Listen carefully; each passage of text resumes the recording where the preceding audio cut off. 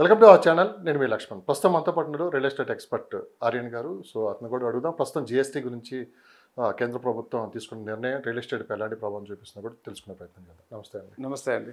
So GST cut అని చెప్పి అన్నారు. రియల్ ఎస్టేట్లో మన రేట్లు ఏమైనా తగ్గే అవకాశం కనిపిస్తుంది అంటారా? 100% అండి. ఫస్ట్ ఆఫ్ ఆల్ ఈ జిఎస్టీ కట్కి మోడీ గారికి హ్యాట్స్ ఆఫ్ చెప్పాలి. ఫస్ట్ ఆఫ్ ఆల్ ఎందుకంటే జిఎస్టీ 28% నుంచి 18% చేశారు. నియర్లీ 10% తగ్గింది. సిమెంట్ అంటే కన్స్ట్రక్షన్స్లో మెయిన్ పార్ట్ సిమెంట్ అండి. ఈ సిమెంట్ కానీ టైల్స్ కానీ ఇవన్నిటి మీద కూడా 28% నుంచి 18% వచ్చేసింది అది. సో అది ఎంత అడ్వాంటేజ్ అవుతుంది అంటే కన్స్ట్రక్షన్ ఇండస్ట్రీ మళ్ళీ ఒకసారి అంటే సొంత ఇంటి కట్టుకోవాలనే కళ చాలా చాలా అంటే చిన్నదే అనిపిస్తుంది కానీ చాలా మంచి ఎఫెక్ట్ చూపిస్తూ ఉంటుంది. అంటే ఇండివిజువల్ హౌసెస్ ప్లానింగ్లో కానీ ప్లాట్స్లో కానీ అన్నిటికీ కూడా చాలా మంచి ఉపయోగం ఉంటుంది.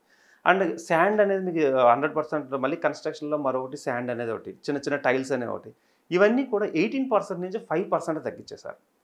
రోబో శాండ్ ఇవన్నిటిని కూడా తగ్గించారు. దీనివల్ల ఏంటి అంటే కన్స్ట్రక్షన్ ఇండస్ట్రీ ఒక ఊపు అందుకుంటుంది.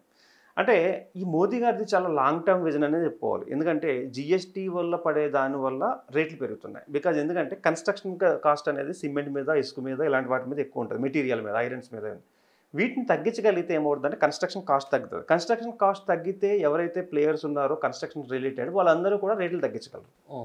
Okay. And according to open plots వచ్చేసరికి ఏంటంటే ఓపెన్ ప్లాట్స్లో కూడా రేట్లు తగ్గుతాయి. ఒక ల్యాండ్ తీసుకున్న తర్వాత దానికి మెయింటెనెన్స్ అంటాం, డెవలప్మెంట్ చేయడానికి కొంచెం అమౌంట్ ఉంటుంది. ప్రతి ల్యాండ్ మీద అది ఇంక్లూడ్ అయ్యే వస్తుంది. ల్యాండ్ నాకు 10 రూపాయలకి వచ్చిందంటే డెవలప్మెంట్ కాస్ట్ 3 రూపాయలు, మార్కెటింగ్ కాస్ట్ 2 రూపాయలు కలుపుకుని 15 రూపాయలు మనకి ఆన్లైన్లో పెడతారు ఏదైతే రేట్ ఉందో అది. సో ఇక్కడ ఏమవుతుందంటే 3 రూపీస్ అనేది లైక్ 1 రూపీ తగ్గినా కూడా తగ్గినట్టే, లేదా 2 రూపీస్ తగ్గినా కూడా తగ్గినట్టే.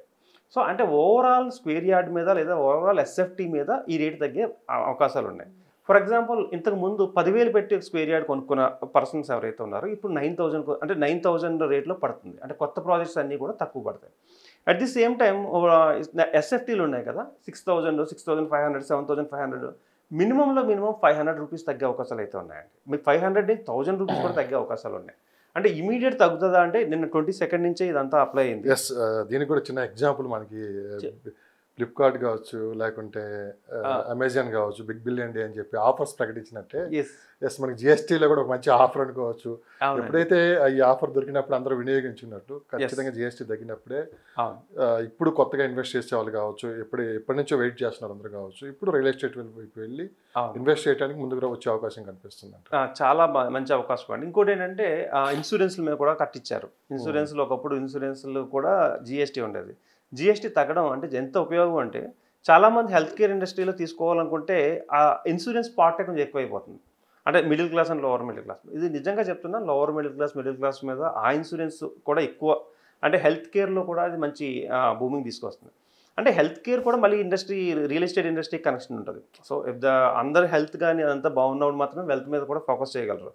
సో ప్రతి సెక్టారు కూడా ఈ రియల్ ఎస్టేట్ని ఒక రకంగా చెప్పాలంటే ట్రెండ్ చేయబోతుంది. అంటే వీళ్ళు ఏదైతే తగ్గించారో దానివల్ల ఏంటంటే ఫ్యూచర్గా మనం ఎప్పుడు కూడా భారత్ అంటాం, అదే ఏదైతే మేక్ ఇన్ ఇండియా ప్రాజెక్ట్స్ ఏదైతే ఉన్నాయో ఇప్పుడు బాగా డెవలప్ అవుతాయి. ప్రతి చిన్న దాని మీద జిఎస్టీలు తగ్గడంతో మేక్ ఇన్ ఇండియా బాగా డెవలప్ అవుతుంది. Once make in India develop అయింది అంటే మంచి బూమింగ్లోకి వచ్చింది అంటే ఆటోమేటిక్గా ల్యాండ్ మీద పెట్టేవాళ్ళు, ఇన్వెస్ట్మెంట్ చేసేవాళ్ళు పెరుగుతారు. సో ఇవన్నీ కూడా రియల్ ఎస్టేట్కి బాగా కలిసి వచ్చే అంశాలే. ఫర్ ఎగ్జాంపుల్ ఓపెన్ ప్లాట్లో తీసుకుంటే డెవలప్మెంట్ అంటే ఏంటంటే డ్రైనేజ్ సిస్టమ్ చేయాలి, ఆర్చులు కట్టాలి, అట్ ది సేమ్ టైం చుట్టూ ప్రహారీ గోడలు కట్టాలి, అండ్ రోడ్స్ వేయాలి. ఇవన్నీ కూడా కన్స్ట్రక్షన్ కాస్ట్తో కూడుకుని ఉన్నాయి. ఇవన్నిటికీ రేటు తగ్గడం వల్ల ఏమవుతుందంటే ఓపెన్ ప్లాట్లో కూడా అంటే ఇప్పుడు వరకు ఉన్నాయి తగ్గించరు, బట్ ఇప్పుడు వచ్చే అన్నీ కూడా 100% దాని యొక్క ఎఫెక్ట్ తగ్గుతూనే ఉంటుంది. దీనివల్ల ఏంటంటే ఎప్పటి నుంచో ల్యాండ్స్ మీద ఇన్వెస్ట్ చేయాలనుకునే వాళ్ళకి this is the right time అండి. ఈ టైంని వరకు యూజ్ చేసుకోకపోతే ఫ్యూచర్లో పెట్టాలనుకున్న చాలా రేట్లు పెరిగే అవకాశాలు ఉన్నాయి. ఎవరైనా ఉంటే ఈ time this is the right time to invest అంటున్నాను. ఓపెన్ ప్లాట్స్ మీద పెట్టుకోగలిగితే ఒక 2-3 సంవత్సరాల్లోనే వాళ్ళు ఒక మంచి వెల్త్, అంటే అట్లీస్ట్ వారు పెట్టిన దానికి బెస్ట్ ప్రైస్ని అయితే చూడగలరు. అంటే ఓవరాల్ లాంగ్ టర్మే పెట్టుకోవాలి. ఒక 2 సంవత్సరాల్లోనే వాళ్ళ వేరియేషన్ తెలుస్తుంది. ఈ తక్కువ రేటు నుంచి 100% ఎక్కువ రేటుకి వెళ్ళేది మనకు తెలుస్తూ ఉంటుంది. సో జిఎస్టీ కట్ అనేది చాలా ఇండస్ట్రీలని ప్రభావితం చేస్తుంది. అంటే రియల్ ఎస్టేట్లో పెట్టేవాళ్ళు ఒక ఇండస్ట్రీ నుంచి పెట్టరు. అంటే మోస్ట్ ఆఫ్ ది పీపుల్ వచ్చేసి ఐటీ పీపుల్లో చేస్తున్నారు. బట్ ఇప్పుడు వరకు ఐటీ పీపుల్ పెట్టినంతగా మిగతా వాళ్ళు పెట్టలేకపోయారు. బికాజ్ బిజినెస్ పీపుల్ కూడా ఇన్వెస్ట్మెంట్ చేయాలని ఉంటుంది. బట్ కాకపోతే కొంత అమౌంట్ గవర్నమెంట్ కట్టాల్సి వస్తుంది జిఎస్టీల రూపంలో. ఇక్కడ డబ్బులు మిగలట్లేదు వాళ్ళకి. ఈ ప్రాసెస్ ఇక్కడ ఏంటంటే ఈ ప్రాసెస్లో ఎవరైతే చిన్న చిన్న బిజినెస్ పీపుల్ ఉన్నారో వాళ్ళు, ఇండస్ట్రియలిస్టులు అండ్ చిన్న చిన్న ఇండస్ట్రీస్ నడిపే వాళ్ళు, నెక్స్ట్ వచ్చేసి హెల్త్ కేర్ ఇండస్ట్రీ కానీ ఈ ఇండస్ట్రీస్ అన్నీ కూడా ఇప్పుడు ల్యాండ్స్ మీద ఇన్వెస్ట్ చేయడానికి రెడీగా ఉంటాయి. అండ్ ఇప్పుడు తీసుకున్న నిర్ణయాలు కూడా ఎలా ఉన్నాయంటే ప్రతిదీ కూడా సపోర్ట్ చేయడానికి చాలా ఫాస్ట్గా, అంటే ఏమైనా పర్మిషన్స్ అలాంటివి కావాలంటే చాలా ఫాస్ట్గానే వస్తున్నాయి ఇప్పుడు. ఇవన్నీ కూడా మనకి ఏం ఉపయోగపడుతుంది అంటే ల్యాండ్స్ వాల్యూ పెరగడానికి అవకాశం ఉంది. అంటే ఒక జిఎస్టీ తగ్గింది, బట్ ల్యాండ్ వాల్యూ ఎందుకు పెరుగుతుందంటే డిమాండ్ పెరుగుతుంది.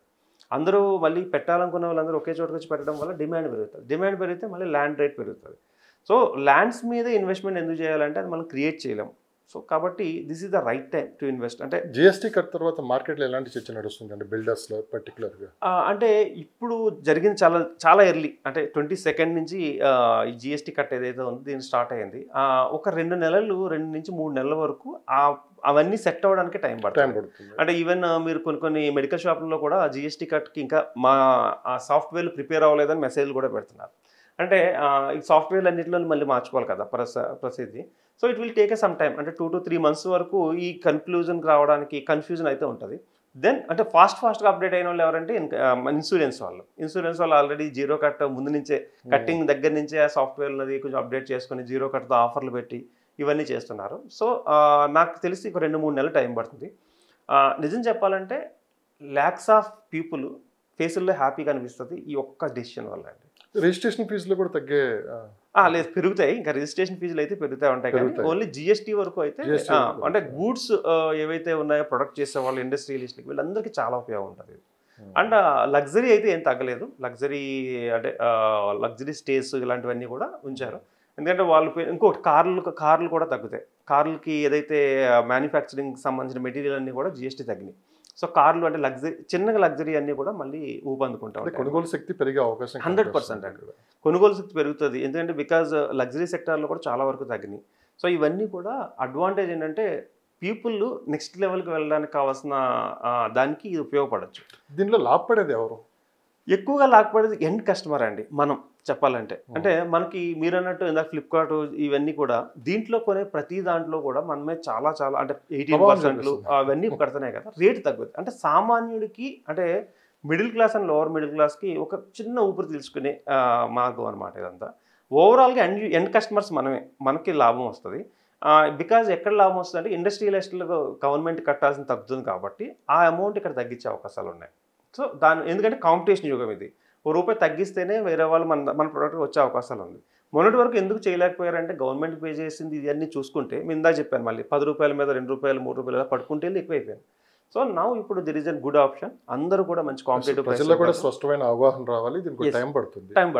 3 నెలలు ఒక క్లారిటీ వస్తుంది. ఆటోమేటిక్గా మనకు అలవాటు అయిపోతుంది. సో ఇందులో కూడా చాలా మంది డౌట్స్ ఉన్నాయి, మీతో మాట్లాడడానికి ఏమన్నా మీ నెంబర్? జిఎస్టీ కట్టకు సంబంధించి ఇంకా లోతుగా ఏమైనా వివరణ కావాలనుకున్నా, లేదంటే ఎక్కడ ఇన్వెస్ట్ చేస్తే మంచి రిటర్న్స్ వస్తాయి, ఎక్కడ ఇన్వెస్ట్ చేస్తే ఫ్యూచరిస్టిక్గా బెస్ట్ ఉంటుంది అనేది మీకు ఏ డౌట్ ఉన్నా కూడా నాకు కాల్ చేయండి. 100% నేను మీకు సమాధానం చెప్పడానికి రెడీగా ఉంటాను. నా మొబైల్ నెంబర్ 9391151121. Thank you.